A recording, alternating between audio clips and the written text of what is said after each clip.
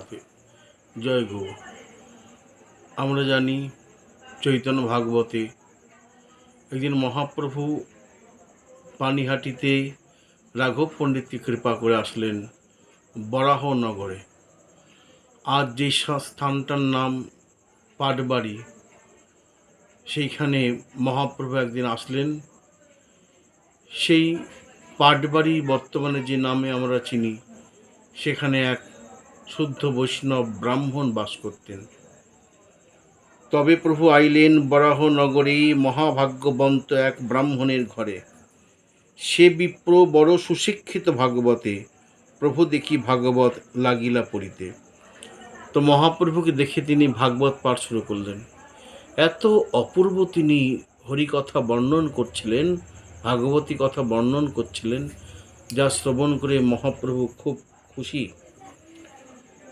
শুনিয়া তাহান ভক্তিযোগের পঠন, আবিষ্ট হইলা গৌরচন্দ্র নারায়ণ। এত তার অন্তরকে ছুঁয়ে গেল তার প্রত্যেকটি কথা, যে মহাপ্রভু বলছেন আরো বলো, আরো বলো, আরো বেশি করে বলো, আরো বেশি করে গোবিন্দ কথা বলো, বলো বলো বলে প্রভু শ্রী গৌরাঙ্গ রায়, হুঙ্কার গর্জন প্রভু করয় সদায়। সেই বিপ্র মহাপ্রভুর মুখে আরো বলো শব্দ শুনে তিনি আরো উৎফুল্লিত হয়ে তিনি আরো বেশি করে হরিকথা বর্ণন করতে লাগলেন। সেই বিপ্র পরে পরানন্দে মগ্ন হইয়া মহাপ্রভু সেই বিপ্রের মুখে কৃষ্ণ কথা হরিকথা শ্রবণ করতে করতে ভাবাবেশে বিভোর হয়ে গেলেন, এবং তিনি ভাবাবেগে বিভোর হয়ে তিনি নৃত্য করতে আরম্ভ করলেন। এবং যখন সেই ভক্তির মহিমা বারবার বর্ণন করছেন সেই ব্রাহ্মণ, মহাপ্রভু আরও নৃত্য করছেন। তিনি নৃত্য করতে করতে আছাড়কে পড়ছেন। আছাড় দেখিয়ে সর্বলোকে পায় ত্রাস। এমন প্রভু নৃত্য করছেন, এমন তার আবেশ এসে গেছে, এমন তার আবেগ এসে গেছে, ভাবাবেগ, যাতে তিনি আর নিজের মধ্যে নিজে নেই। প্রভু তো ভগবত তত্ত্ব তো বটেই, এবং অষ্টসাত্ত্বিক বিকার যে মহাপুরুষের হয়, ওই মহাপুরুষের লক্ষণগুলো ভগবত তত্ত্বের মধ্যে দেখা দিতে লাগলো।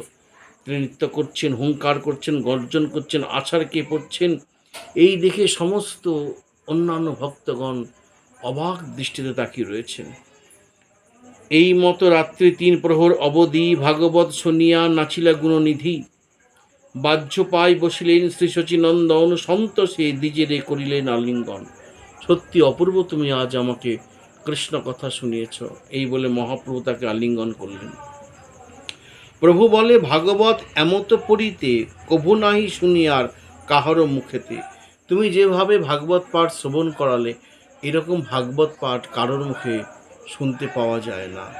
এ থেকে তোমার নাম ভাগবতাচার্য, ইহা বিনা আর কোনো না করিহ কার্য। আজ থেকে তোমাকে আমি ভাগবতাচার্য উপাধি দিলাম, এবং এই যে ভাগবত পাঠ তুমি করছো, এটাই তোমার কাজ, আর তুমি অন্য কিছু করো না। বিপ্রপতি প্রভুর পদবী যজ্ঞ শুনি, সবে করিলেন মহা হরি হরির ধ্বনি। এইভাবে আমরা দেখলাম মহাপ্রভু সেই বর্তমানে যেখানে পাটবাড়ি বলা হয়, সেই পাটবাড়িতে যিনি ভাগবত পাঠ শুনিয়েছেন মহাপ্রভুকে, তাকে আশীর্বাদ করলেন। অতএব মহাপ্রভুর চরণকে আশ্রয় করো, জীবন ধন্য করো। জয় গৌর, জয় নিতাই।